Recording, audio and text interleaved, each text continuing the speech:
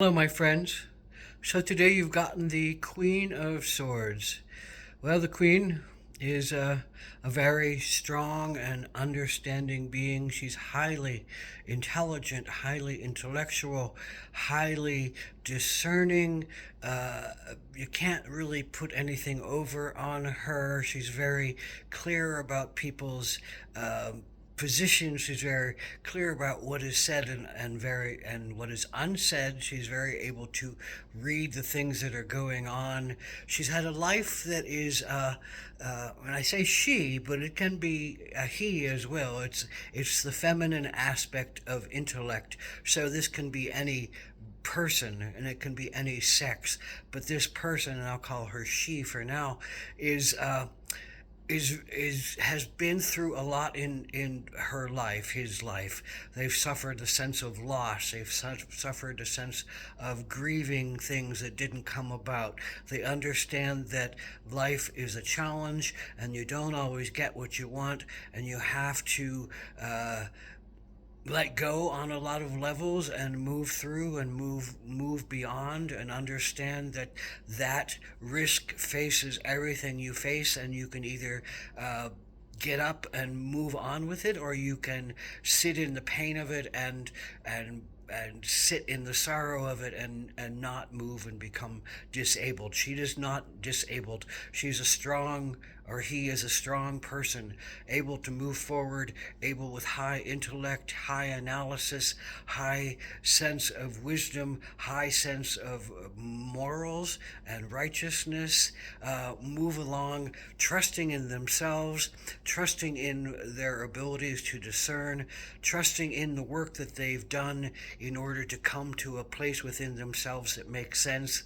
Often a sense of a tradition keeper, but also not one that's bound by indoctrination, willing and able to think for themselves and to come to better places around, quote, traditions, but wants to keep the traditions alive because they understand the values in them and the integrity in them and the work that has gone into creating systems of understanding that can help.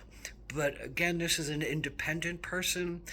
Swords are often about coming to your own conclusions about things and not giving up your independence in order to just follow suit and follow along and be part of a crowd. This is a highly intelligent, independent, wise person who has been through the paces and can be very helpful to many people, can offer great wisdom and great comfort and great understandings to people who are also in turmoil. This is, after all, the motherly aspect. So the motherly aspect of wanting to give help to the children is very strong here, and it's a very powerful place of coming to terms with self. Now, the sense of this being a sword card, it's not as strong in the sense of being an emotional card. So sometimes in the Queen of Swords, there's a sense of pushed down or pushed back emotions that still need to be taken care of, that still need to be looked at, but sometimes it's often better to push them down, in their opinion, and deal with them at some other point than it is to face them head on. So this is a person who can be kind of seem cold at times, but most of the time is very witty and very jovial and very quick to understand and very quick-witted, and has a lot of fun and has a lot of nurturance and has a lot of empathy, because she understands from the sense of loss that has become wisdom that life is challenging and life is hard, and you have to go through your hard knocks, and you have to lose beings and people and events that didn't really fit in with what you thought they were going to be. So she takes the knight's energy of charging forward under some kind of direction and some kind of armor, and she has learned how to be less armored, and she's learned how to be less controlling, and learned how to be less manipulative. Although she has that power to not suffer fools and to give people the quickness of her beliefs and her understandings in order to bring them to higher planes, her understanding of higher planes of understanding and being, and that she can be the queen that wants things to happen.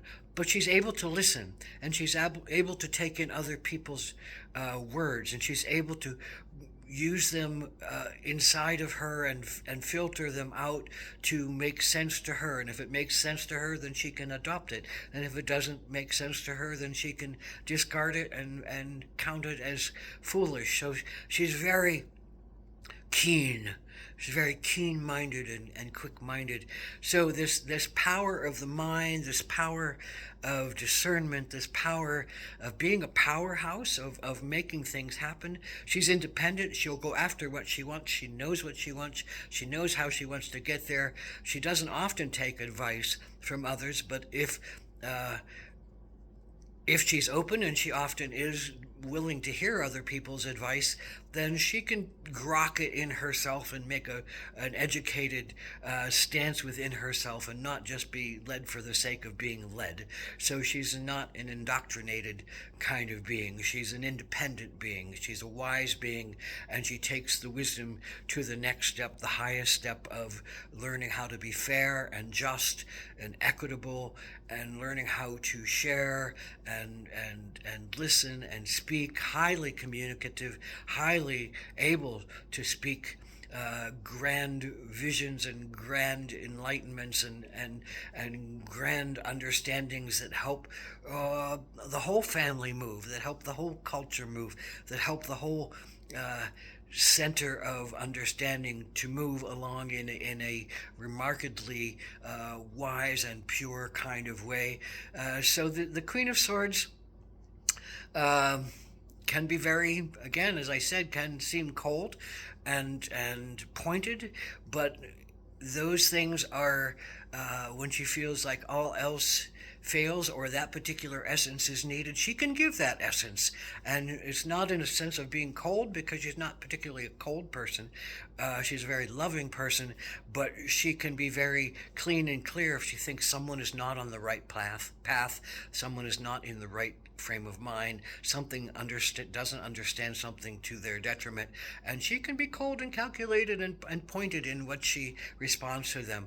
But most of the time, this is one that you can come to for advice, for counseling, for healing, for understanding, for gifting of knowledge, for the sense of empathy that they have for you in your sharing of your trials and your tribulations, because she does understand through trials and tribulations and loss what that means to someone, and how to be more comforting and aware and alive in that, and knowing of how to bring people along to better places, more understanding places.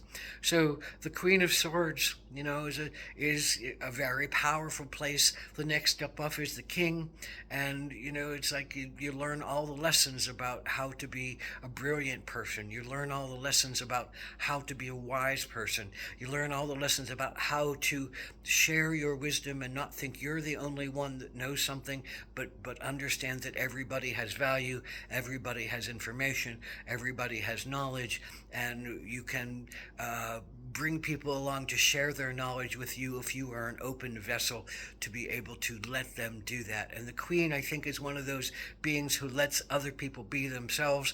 She can take it or leave it wherever they're at, as long as it doesn't impact her and and put her into locked spaces. She'll let people be themselves, but she's going to be herself, and she's going to listen to herself, and she's going to understand her independence, and she's going to understand her empathy, and she's going to make things happen in the mind, and she's going to make things happen in the intellect, and she's very scholarly, she's very wise, she's very powerful, And so that is the Queen of Swords, and may she have a great impact on you today in your wisdom, in your diligence, in your honor, in your holding to your values, and your holding to your morals, but also being at the same time strong in your ability to take in new information and make new and clean judgments about them and adapt them into you, or adopt them into your framework of understanding of the universe and how it flows. A great humanitarian head as she moves along, as she learns more about her power. Oftentimes she does need to listen to her intuition a little more and listen to her introspection more, but she's a great meditator, a great mediator, a great sense of comfort to many. So it's not that she is unemotional, she just sees emotions as something that takes one out of one's clearest and cleanest path forward. So therein is why she might feel cold to you, and or why you might feel cold to others. But you know, as you go along and you feel into loss and you understand loss, then emotions become clearer over time. Love of self becomes clearer over time. The ability to look at self deeply becomes clearer over time, and to honestly be open to other people's issues and thoughts becomes clearer over time.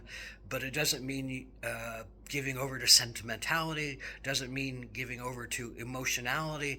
It means being very clear-headed, understanding how people might respond and react to things, but being very clear-headed and honest and straightforward about getting something done, getting something cold, getting something done well, and dismissing emotions that might keep one from getting what they want and ascertaining what they need, and thinking in the higher terms of things. Thereby the sentimentality is often pushed to the side, and it doesn't mean those feelings aren't in there of connection, but it does mean that they are not as vital to someone who is a mind like swords, and a queen who is the upper sense of swords. So blessed be the Queen of Swords.